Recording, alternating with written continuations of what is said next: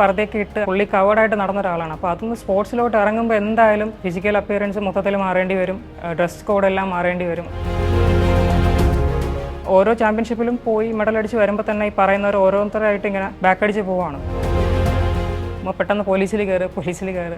ഇപ്പോൾ എല്ലാത്തിനും മെയിൻ ഒരു മോട്ടിവേഷൻ എൻ്റെ മോന് തന്നെയാണ്. നമ്മളെ മനസ്സിലാക്കുന്ന ഒരാളുണ്ടെങ്കിൽ മതി. ഇപ്പോൾ എന്നെ സംബന്ധിച്ച് എൻ്റെ ഉമ്മയാണത് മെയിൻലി. ഹായ്, എൻ്റെ പേര് ബുഷ്ര. ഞാൻ ഫിറ്റ്നസ് ട്രെയിനർ കം ആം റെസ്ലറാണ്. ഓക്കെ, സ്റ്റിൽ ഇപ്പോൾ തിരുവല്ലം വർക്കൗട്ട് വാരിയസ് ജിമ്മിലെ ട്രെയിനറായിട്ട് വർക്ക് ചെയ്യുവാണ്. സോ 2018 ഒരു ടൈമിൽ അതിൽ ലൈഫിലൊരു ഇൻസിഡൻറ്റ് ഉണ്ടായി. എനിക്കൊരു മോനുണ്ട്.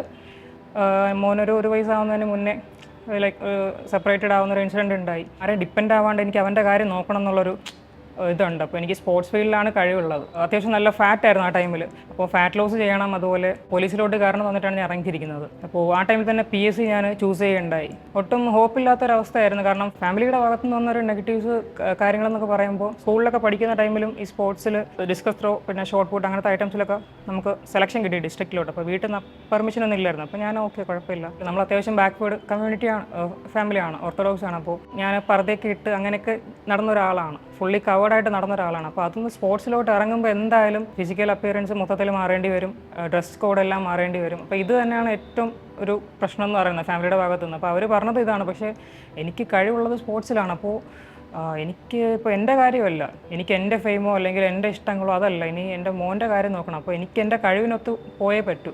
അപ്പോൾ ഞാൻ എൻ്റെ കഴിവിൽ ഞാൻ കോൺഫിഡൻ്റ് ആണ്. പക്ഷേ അതുപോലെ നമ്മളെ മനസ്സിലാക്കുന്നില്ല, ഫാമിലിയുള്ള എല്ലാവരും മനസ്സിലാക്കുന്നില്ല എന്ന് വന്നപ്പോൾ എനിക്കെന്തോ ഭയങ്കര വിഷമം തോന്നി. എൻ്റെ ഉമ്മയും ഉപ്പയും ഇന്നും എൻ്റെ കൂടെ ഉണ്ട്, മെയിൻലി എൻ്റെ ഉമ്മ കൂടെ ഉണ്ട്. പക്ഷേ ഫാമിലിയിൽ മെജോറിറ്റിയും സപ്പോർട്ടീവ് അല്ലാണ്ട് നമ്മളെ ഇങ്ങനെ നെഗറ്റീവ്സ് പറഞ്ഞ് ഭയങ്കരമായിട്ട് തളർത്തുന്ന ഒരു സിറ്റുവേഷൻ ആയിരുന്നു ഇറങ്ങിത്തിരിക്കുന്ന ടൈം. അപ്പോൾ ഞാനിപ്പോൾ ആ ടൈമിലൊക്കെ ഭയങ്കരമായിട്ട് ഡൗൺ ആയി.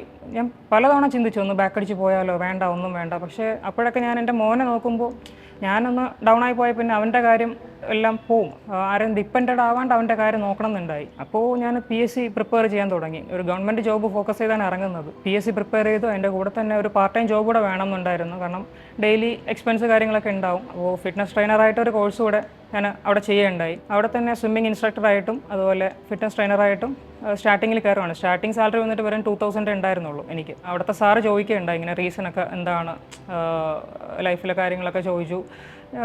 ഞാൻ പറഞ്ഞു ഇങ്ങനെ പോലീസിൽ കയറാൻ വേണ്ടിയിട്ടാണ് നിൽക്കൽ. അപ്പോൾ സാറ് പറഞ്ഞു ഇവിടെ ആം റെസ്ലിംഗ് കോമ്പറ്റീഷന് നീ ഒന്ന് ഇറങ്ങി നോക്കും, നമുക്ക് സ്പോർട്സ് കോട്ട വഴി ഒന്ന് ട്രൈ ചെയ്ത് നോക്കാം. അപ്പോൾ ഞാൻ ഓക്കെ പറഞ്ഞു. പ്രാക്ടീസ് സെഷനിൽ സാറ് പറഞ്ഞു അത്യാവശ്യം പൊട്ടൻഷ്യൽ ഉണ്ട്, കോമ്പറ്റീഷനോട് ഇറങ്ങുക, നമുക്ക് ബാക്കി വരുന്നത്. ഞാനിപ്പോൾ പറഞ്ഞു സാറേ എനിക്ക് ഫാമിലിയിൽ നിന്ന് സപ്പോർട്ടില്ല, ഡിസ്ട്രിക്റ്റ് കോമ്പറ്റീഷൻ ഓക്കെ, ചിലപ്പോൾ ഇവിടെ സ്റ്റേറ്റിൽ എന്നെ വിടുമെന്ന് എനിക്ക് അറിയത്തില്ല. അപ്പോൾ സാറ് പറഞ്ഞു കുഴപ്പമില്ല, നമുക്ക് വഴി ഉണ്ടാക്കാം, നമുക്ക് ഒരുമിച്ച് ജിമ്മിൽ നിന്ന് തന്നെ ആൾക്കാരുണ്ട്, അപ്പോൾ ഒരുമിച്ച് അങ്ങ് പോകാമെന്നൊക്കെ പറഞ്ഞു. ഞാൻ ഓക്കെ. അപ്പോൾ ആ ടൈമിലും അത്യാവശ്യം ഫാമിലി സപ്പോർട്ട് കാര്യങ്ങളൊക്കെ കുറവായിരുന്നു. ഡിസ്ട്രിക്റ്റ് കോമ്പറ്റീഷൻ ഇറങ്ങി, ഇപ്പോൾ മെഡൽ അടിച്ചു. അപ്പോൾ സ്റ്റേറ്റിലും അതുപോലെ പോയി. അതിലും ഫസ്റ്റ് ടൈം തന്നെ മെഡൽ അടിച്ചപ്പോൾ അത്യാവശ്യം കോൺഫിഡൻ്റ് ആയി. അപ്പോൾ സാറ് പറഞ്ഞു എന്തായാലും ഇത് വിടണ്ട. ഞാൻ ഓരോ ചാമ്പ്യൻഷിപ്പിലും പോയി മെഡൽ അടിച്ച് വരുമ്പോൾ തന്നെ ഈ പറയുന്നവർ ഓരോരുത്തരായിട്ട് ഇങ്ങനെ ബാക്ക് അടിച്ച് പോവാണ്. ചുരുക്കി പറഞ്ഞാൽ ഇപ്പോൾ ആരും അങ്ങനെ ഫാമിലിയുടെ ഭാഗത്തു നിന്ന് ആരും അങ്ങനെ നെഗറ്റീവ് പറയാനില്ല. പക്ഷേ എനിക്ക് മുന്നോട്ട് പോകാനുള്ള ഫ്യൂവൽ തന്നതും ഈ നെഗറ്റീവ്സ് പറഞ്ഞ എന്നെ തളർത്തിയ ആൾക്കാരൊക്കെ തന്നെയാണ്. പക്ഷേ അറ്റ് എ ടൈം അവരെൻ്റെ ഫാമിലിയാണ്. അതുകൊണ്ട് എനിക്ക് അവരോട് അവർ വിരോധമൊന്നുമില്ല, സ്നേഹവും നന്ദിയും കടപ്പാടും മാത്രമേ ഉള്ളൂ. ആം റെസ്ലിംഗിൽ സ്റ്റാർട്ടിങ്ങിൽ ഇറങ്ങുമ്പോൾ ഭയങ്കര ബുദ്ധിമുട്ടായിരുന്നു. മീൻസ് ഞാൻ സ്റ്റാർട്ടിങ്ങിൽ ഒരു മാൻ ടു മാൻ പുള്ളിങ് ഉണ്ട് നമുക്ക് ടേബിളിൽ. ഞാൻ ആ സമയത്ത് PSC പ്രിപ്പയർ ചെയ്യുവാണ്, നോട്ട്സൊക്കെ എഴുതാനുണ്ട്. അപ്പോൾ എനിക്ക് തീരെ ഇങ്ങനെ കൈ പറ്റാത്തൊരവസ്ഥയായിരുന്നു. ഞാൻ റാപ്പൊക്കെ ചുറ്റി കൈയൊക്കെ ഇങ്ങനെ എടുത്ത് ടേബിളിൽ വെച്ച് പെൻ പിടിച്ച് എഴുതേണ്ട സിറ്റുവേഷൻ ഉണ്ടായിരുന്നു സ്റ്റാർട്ടിങ്ങിൽ. അപ്പോഴും കോൺഫിഡൻ്റ് ഇല്ലായിരുന്നു. പക്ഷേ മോൻ്റെ കാര്യം നോക്കുമ്പോൾ എനിക്ക് പെയിന് കുഴപ്പമില്ല, നോ പെയിൻ നോ ഗെയിൻ എന്ന് പറഞ്ഞ പോലെ.